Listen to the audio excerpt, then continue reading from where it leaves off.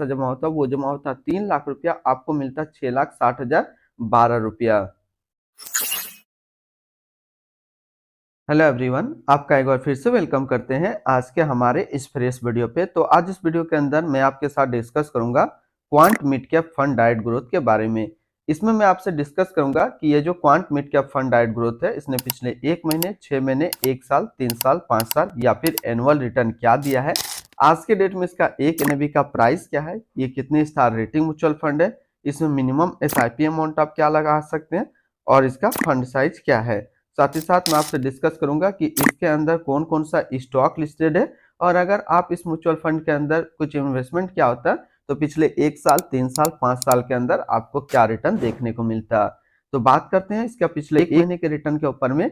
तो पिछले 1 महीने में जो रिटर्न दिया वो दिया 7.10% का रिटर्न है। 6 महीने के रिटर्न के ऊपर बात करते हैं तो 6 महीने में 36.07% का रिटर्न दिया है।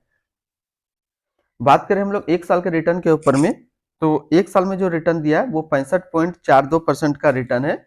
बात करते हैं हम लोग इसके 3 साल के रिटर्न के ऊपर में, तो 3 साल में 40.56% का रिटर्न है।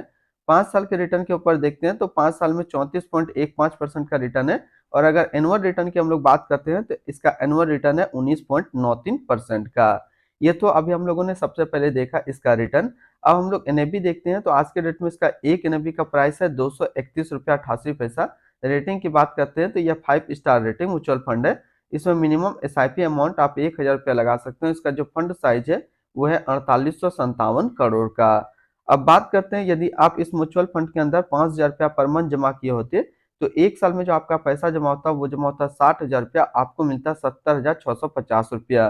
3 साल के ऊपर बात करते हैं तो 3 साल में जो आपका पैसा जमा होता है वो जमा होता 1,80,000 रुपया, आपको मिलता 2,75,891 रुपया।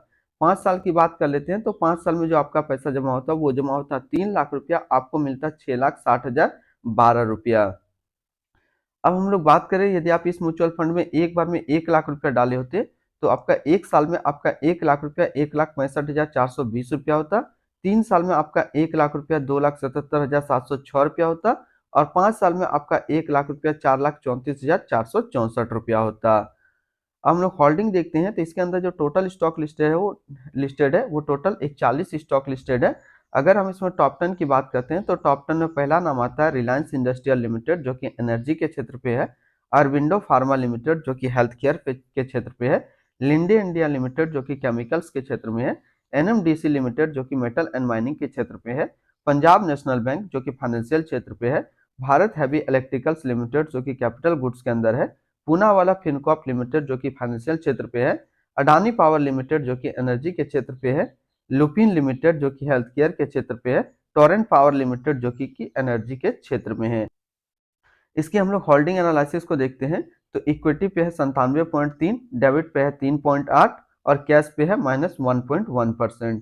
अब इस इक्विटी को यदि सेक्टर वाइज देखते हैं तो एनर्जी पे है 28.2, हेल्थ केयर पे है 20, फाइनेंशियल पे है 14.2, अदर्स पे है 9.2, मेटल एंड माइनिंग पे है 8.8, केमिकल्स पे 7.2, ऑटोमोबाइल्स पे 6.9 और कैपिटल गुड्स पे है 5.4%।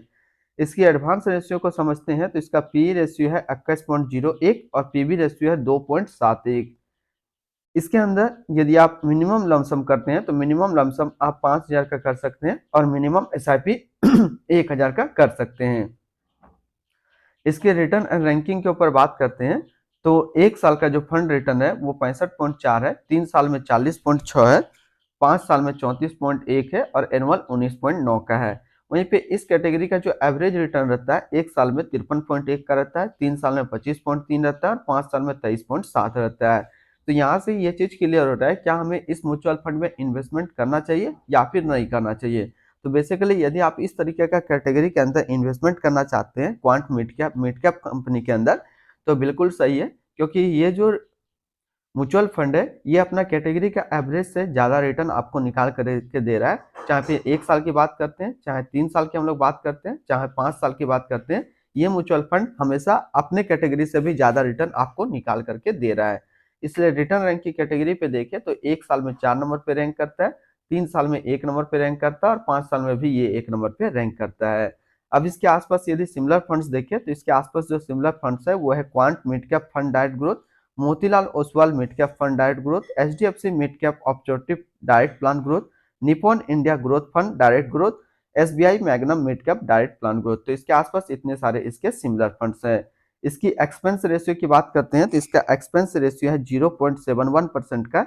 एग्जिट लोड की बात करते हैं, यदि आप इन्वेस्ट किया हुआ पैसा 3 महीने के अंदर निकालते हैं तो आपको 0.50% का एग्जिट लोड देना होगा। स्टैम्प ड्यूटी की बात करते हैं तो स्टैम्प ड्यूटी है 0.005%। इसकी fund house and investment objects को देखते हैं तो quant mutual fund total assist के रैंक पे इंडिया में 34 नंबर पे रैंक करता है। यह म्यूचुअल फंड स्टार्ट हुआ था 15 अप्रैल 1996 को। इसका टोटल असिस्ट अंडर मैनेजमेंट है 55,807 करोड़ का। अब बात करते हैं इसके बारे में कुछ और बेसिक नॉलेज। तो quant mid cap fund direct growth एक इक्विटी म्यूचुअल फंड है जो कि क्वांट म्यूचुअल फंड की तरफ से लॉन्च किया गया था। यह म्यूचुअल फंड स्टार्ट हुआ था 15 अप्रैल 1996 को। संजीव शर्मा अभी करंट फंड मैनेजर है quant mid cap plan direct growth का। इस फंड का करंटली असिस्ट अंडर मैनेजमेंट है 55,808 करोड़ का और लेटेस्ट एनएवी 231 रुपया 88 पैसा है। क्वांट मिड कैप फंड ये काफी हाई रिस्क म्यूचुअल फंड है। मिनिमम एसआईपी अमाउंट इसमें 1,000 का सेट किया गया है और मिनिमम लमसम 5,000 का सेट किया गया है। यदि आप इन्वेस्ट किया हुआ पैसा 3 महीने के अंदर निकालते हैं तो आपको 0.50% का एग्जिट लोड देना होगा। तो आज इस वीडियो के अंदर मैंने आपके साथ डिस्कस किया quant mid cap fund direct growth के बारे में। तो फिर मिलते हैं हम लोग नेक्स्ट कोई इस तरीके का वीडियो की अच्छी जानकारी को लेकर के।